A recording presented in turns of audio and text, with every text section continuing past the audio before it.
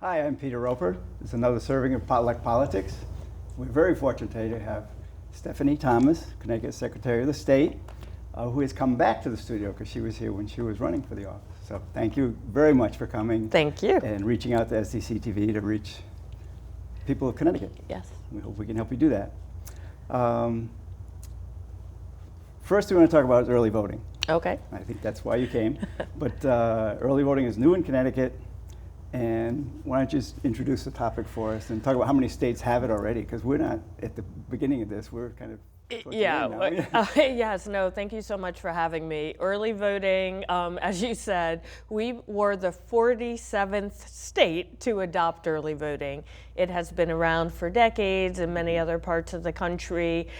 It was actually first introduced in Connecticut in the legislature in 2005. So even the path in Connecticut took many, many, many years. But the legislature adopted it last year, and we began in 2024. So only about 8.5% of Connecticut residents who are eligible to vote voted in the presidential preference primary back in April. But some of those people may have voted early. That was our first election. So we worked out like a few little kinks, and we look forward to a wider rollout in the primary in August and, of course, in November. And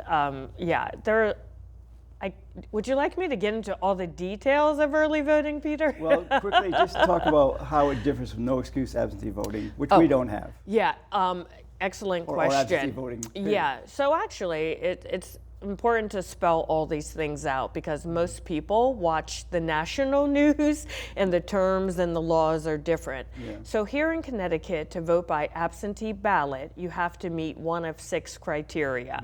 And there are things— Per the Constitution, right? Yes, per our state constitution. So things like sickness, out of town, your religious beliefs on that day don't allow you to go out, etc. And if you vote by absentee ballot, you are signing under penalty of perjury that for that reason, you would not be able to present yourself at the polls on election day. You cannot vote by absentee ballot for any other reason.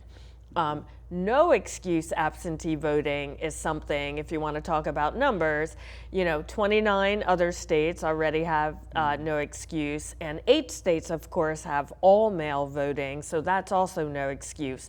So we're in the minority. So there will be a question on the ballot in November about whether or not Connecticut should consider adopting no excuse absentee voting. And I also want to clarify, a yes vote means the General Assembly can take up the issue and decide what the program would look like.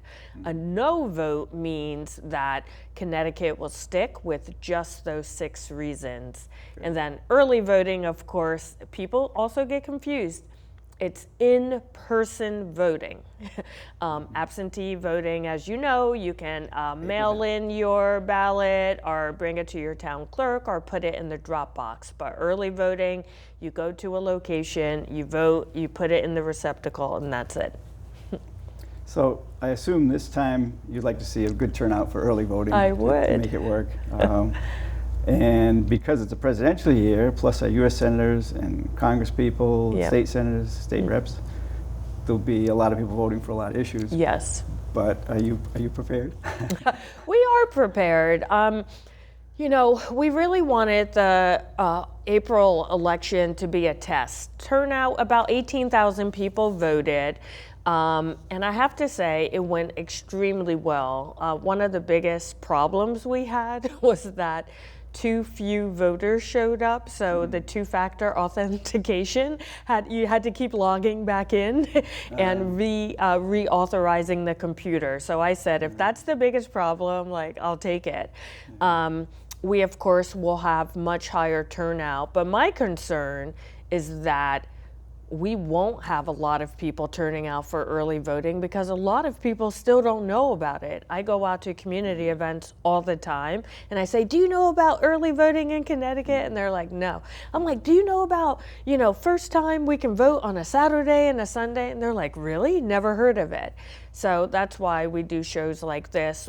There's no public education funding to educate the public, so we're like doing it old school, like handing out flyers, coming on shows, and looking for creative partnerships. Well, we're a cheap date, so Yeah, exactly. I love cheap dates. But if anyone listening to the show, I would say, has a conduit to reaching people, please be in touch with our office so that we can get the word out. Right. Yeah, and this will go to YouTube too, so it'll reach more people that way. What are you kind of expecting for this election? How many people you think you might get? Or any ideas? It's really hard to say. I would expect the numbers to stay more or less the same in terms of turnout. Now that we do have early voting, a lot of people ask me, will that boost turnout?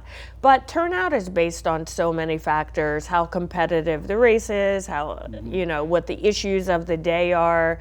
In most states that have early voting have found in the beginning, before people know about it, turnout remains about flat, but it shifts around. So people who might have gone on Tuesday go to early vote, or some of the people who might have done an absentee ballot go to early vote. Yeah. So, we'll see on November 6th, but I think turnout will remain pretty flat. Yeah.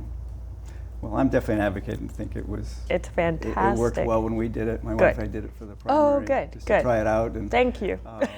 It did seem like a lot of people for the two of us. Yes, yes. And like you say, there probably wasn't a big rush of people. No one knew what to expect. But it was probably a good way to start it. Yeah. Good practice. Why don't you just walk through, how does one go about early voting, and how is the nuts and bolts? Sure.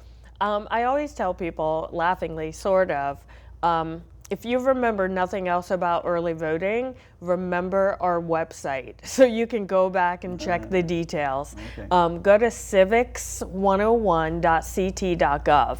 And that's because the early voting law in Connecticut and many places vary depending on the election. So, for example, for the primary election coming up on August 13th, we have 7 days of early voting. For the general election in November, we have 14 days. The good news is the time of day is pretty much the same, 10 a.m. to 6 p.m., all days of early voting, except the Tuesday and Thursday, just prior to the election, 8 a.m. to 8 p.m. And then I think most people realize voter registration cuts off before most elections. So here in Connecticut, if you miss that cutoff date, for general elections, you can do same-day registration. So you can show up at your early voting location or at your same-day registration location and register and vote in the same day. For primaries, it's a little different, which is why I encourage people, go to our website.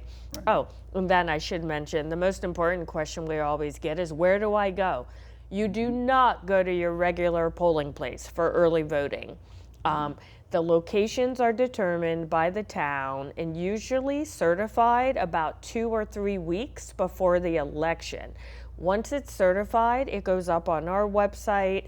You can also call your registrar of voters to find out. But the location can also change for each election. Mm-hmm. So like for the primary, a town might expect low turnout and they'll do it in one location, but for a presidential election, they might move to a larger space. So we just have to educate ourselves and get used to going to our town website or our website to check all those details right before elections. Well, hopefully people will figure it out, but I know, it sounds so confusing. We're trying to do what we can, but just knowing that it's possible is a good step. Yes. Because then you can find out. I mean, the clerk can always tell you in town. And, yes. Other political people usually will know. Yes, yes. Talk about what ID you need. I assume it's the same as regular voting. Oh yeah, early voting is no different. In fact, So you I need mean, your it's license. yeah. So you'll be asked to prove your identity the same way you always are at any polling location on election day. So none of that changes. And they'll have to have the entire list of voters for the whole town. And right, it was one voting place for the primary, so. they Yeah, would have- correct. So the important thing to note about early voting is that what most towns are using, some of the small towns will do daily paper lists.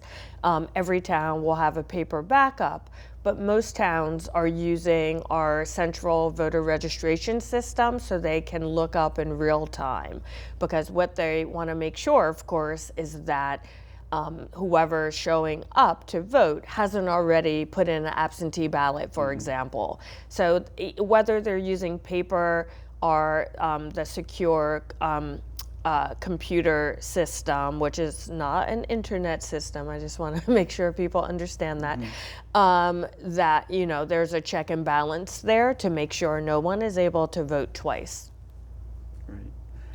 So each town really is in charge of setting up their version Yes. of early voting. Yes, correct. And then they have to, give that to you so you can make sure it's okay. That's correct. Every town has to submit a plan for I us. assume every town has to have at least one place. Correct. Every town must have one place.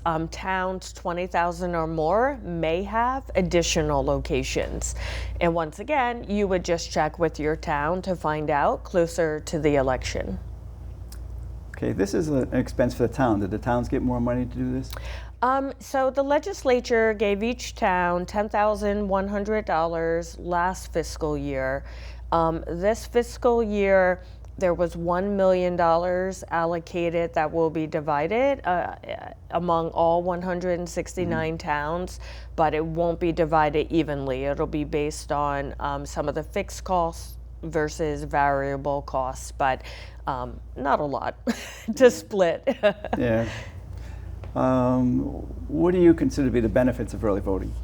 Honestly, it is good for everybody. When I was in the One more option. when I was in the legislature prior to becoming secretary, literally every type of person came to testify. AARP was a big supporter because they have a lot of members, for example, who are on medication. And their big issue is you don't always know your good days from your bad days. Yeah. So now you have more days to choose from. A lot of parents of young children showed up to testify because, like, if your kid's sick on election day, you might not get out. Commuters showed up to testify. Literally, there is no people who don't have reliable transportation. It's good for every single person, and for those who like to vote in person and didn't want to vote by absentee ballot, it's another option for them. We like to say, your say, your day. Yep. Yeah, it seems like life gets more complicated instead of easier, and so it means that any given day could not go as planned, or could be a problem. 100%. Like, you think And about. I really think people should have a chance to vote. 100%. Like, when you think about, like, again, people would come and testify. Things go wrong for people every day. A death in the family, a flat tire, like we saw today, the CrowdStrike data outage. Oh, yeah. So, you know, The like, weather, you never know. so people get called into emergencies, and why should that derail your right to vote? So early voting is a wonderful reform, and I'm so glad we finally have it here. One question that came up in my mind, if someone votes early or by absentee ballot and dies before election day, are those votes still counted? It varies. So in Connecticut state law, if you vote by early voting, that vote is by law the same as voting on election day, because it's meaning secret. You can't- because you are Can't there. guarantee how someone voted. so Once can't you say they can change present it. it, it's considered voted. You cannot go back and change your vote, come back later, etc. So legally, that would count as a vote. Right. Absentee ballots are different. Under state law, if you vote by absentee, you can change your mind up until 10 a.m. Paper, it has your name on it. Well, It's not open till election day. but that's true of early voting ballots as well. But it's just that in state law, you can change your vote up until 10 a.m. for absentee ballots. So therefore, If something happens, your vote may not be counted. Okay. Yes, election law is very wonky and complicated and varies in each and every state. And, the other thing that came up that some will ask is, how are these ballots protected and stored between voting and election day? Sure. I'm sure it's something like absentee ballots, which have to be held onto. Except, yes, there's actually in some ways more security because, again, in accordance with the state requirements, early voted ballots have to be locked by day. So meaning you can't say, oh, we had early voting Monday through Sunday. So on Monday, we had some ballots, and then we're going to open that bag again and put Tuesdays in. Yeah. So every day has segregated under seal and stored in a vault, our fireproof, a secure receptacle. Then on election day, all of those seals are broken. There are check and balances where it has to be verified when those ballots are handed over for counting. There's verification processes to make sure the count matches, etc. There are so many checks and balances, so everyone should feel good that their ballots are secured and won't be counted, are opened until election day. Because I didn't mention, so with early voting, you do show up in person, you have to verify you're eligible to vote the same way you always do, and you will be handed a ballot, but you're also handed an envelope. So once you vote, you fold your ballot, put it in the envelope, and then that envelope goes into the secure receptacle. Okay. And that's another check and balance to make sure results can't be seen prior to election day. Right. And so all of the ballots get counted on election day. Yes.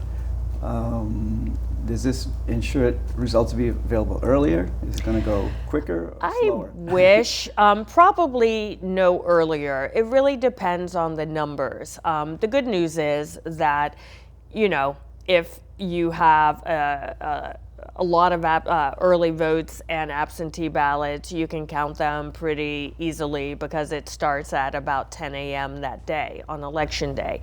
The bad news is, let's imagine something like Stamford.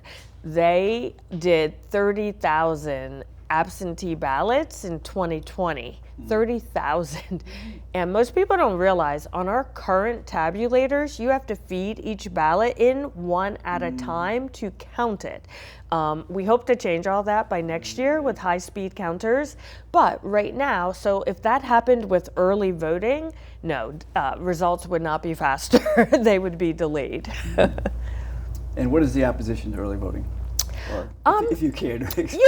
Honestly, I don't understand any opposition to early voting. I will say, many things these days, it's become political more than policy-based. The only opposition I've ever heard is if you believe in America and our democracy, you will make time to go out to vote on election day. But obviously, I don't think that's a fair, good for some people. Again, what if you get a flat tire? What if your parent dies and you have to go? There are reasons, good reasons, or someone's sick and you have to care for them, etc., that people don't go on election day. Yeah. I just read in our local paper, the London Day, that most Connecticut towns did a practice session for the election, anticipating possible problems or attacks or other voting problems. How do you think it went? I assume you were involved. I was involved. In fact, so I'm glad you mentioned this. It's really exciting. So most people have no idea the amount of security that goes on behind the scenes in our lives. FBI, Homeland Security, state police, etc. So they have always met monthly and talk about crises that might come up. So last year, we requested that the secretary be added because we're dealing with critical infrastructure. They wholeheartedly agreed, and really everyone is so focused on making sure elections are safe and secure. So we meet every month, and it was their idea, hey, let's make this all about elections this year and do some scenario planning. We're not supposed to talk about what the scenarios were. I don't want to know. We don't want to give anyone any ideas. We don't want to publicize it. But it was great. We had I 100. think the paper said more than they should, probably. Probably, yeah. So we had 145 towns sign up out of 169. And it was law enforcement, like I said, Homeland Security, FBI, hazmat, state police, fire, secretaries, registrar of voters, town clerks, moderators were invited to do scenario plans. Everyone has emergency plans anyway, that is required under statute, but it was great to see how how people think about it. Like, you don't want to deal with an emergency for the first time during an actual emergency. So the deputy commissioner said, like, wow, I feel much better after this exercise because I had no idea how many checks and balances and security procedures were in place. So I feel similarly, although I did know, but I thought everyone handled it very well. Good. So you're pretty confident at this point? I am very confident, and some holes did come up, like in certain towns, because every town is different. Every single town administers their own election. But doing this exercise made them realize, and now they're building in ways to fill in some of those holes. I just have to say it's kind of sad that we have to even think about security for elections, because now it's not even terrorists, it's not foreign actors, it's our own people now attacking elections. And that is really discouraging because that's not what democracy is about. One thing I thought was really important about that exercise, we just have to think of everything differently now because we are used to one day. So we're in New England, elections are in November. 14 days of early voting, that's 14 times the chance for there to be a nor'easter, a blizzard. There are lots of emergencies that happen in elections every single year that have nothing to do with domestic or international bad actors. It could be a power line goes down, there's a blizzard, etc. So this type of training helps us across the board, whether it's artificial intelligence induced attack or a storm. Okay, we're starting to run down on time. Oh no! I warned you. I know, it goes fast. Could you quickly talk about how people register to vote? Just a quick recap of register to vote, because there may be people watching this that aren't registered. And sure, we are running out of time, so I'll make it really simple. To register to vote, you can do it online if you have a Connecticut driver's license. You can also go to your town clerk or town registrar's office. A lot of agencies like the DMV also allow you to register, but you can find everything about elections, literally everything, at myvote.ct.gov. I'm going to look at the people, myvote.ct.gov. And please, if you're not registered, please do register. Please do vote in every single election. Even a non-vote is actually a vote, so you might as well make your voice heard. Right. Thank you. I was going to ask a quick question here. Yeah. Do you think the United States is a democracy or a republic? Because that's come up in political discourse these days. It's funny. I don't use either term. I use a representative democracy because we are a government of the people, but we have to elect representatives to express our desires. So I always say a representative democracy or a constitutional democracy, but yes, it does come up a lot. The bottom line is we're of the people, by the people, and for the people. Use it as if republic is different from a democracy, so we don't need a democracy anymore. Exactly. Tomato, tomato. That's right. As long as we have the right idea in mind of the people, by the people, for the people. And is there going to be a shortage of election workers? There might be. You need more people. To do this, We I may. assume. We also need more people who want to be registrars of voters and town clerks. Yeah, if anyone is interested in being a poll worker, they should reach out to their registrar's office. Some towns have ample supply, some have shortages, so the best way to find out if your town needs someone is to reach out directly. Great. So what's the next big thing your office is going to be working on? I'm sure you have, every day you have plenty of big things. Because you don't just do voting. I know that the state that's office true. is very Business busy. services, we do a lot. You know, I like to joke, we have more election reform during my term than I think we've had in the past 20 years combined. The next big thing, I think you promised that when you were running. yeah, and I kind of like it that way, but you know, obviously early voting was a big lift. We also are still in the tabulator process for the RFP process to buy new tabulators, which have not been updated for 20 years. We had to roll out an update to our centralized voter registration system for early voting, and our brand new system is also in the middle of rolling out, and a brand new election management system. The legislature also voted on the John Lewis Voting Rights Act, so we have to roll that out, are in process of doing that, as well as our requirements for automatic voter registration. That's just a few of the things we're working on in elections. Any last message you want to leave on these topics? Just again, myvote.ct.gov. Misinformation is a major issue right now, so please check, double check. Bad foreign actors are standing up websites that look like they've been around for decades, but it is not true. They are putting out disinformation to sow chaos in our system. So please check reputable sources, use your brain. If something sounds too good to be true or too bad to be true, go back and look. And you can always go to our website for trusted information. And please don't forget to vote. We're really pleased here that you reached out to us and came down here to help communicate with our viewers about these topics. It's really important, and we're glad you realize the value of public access.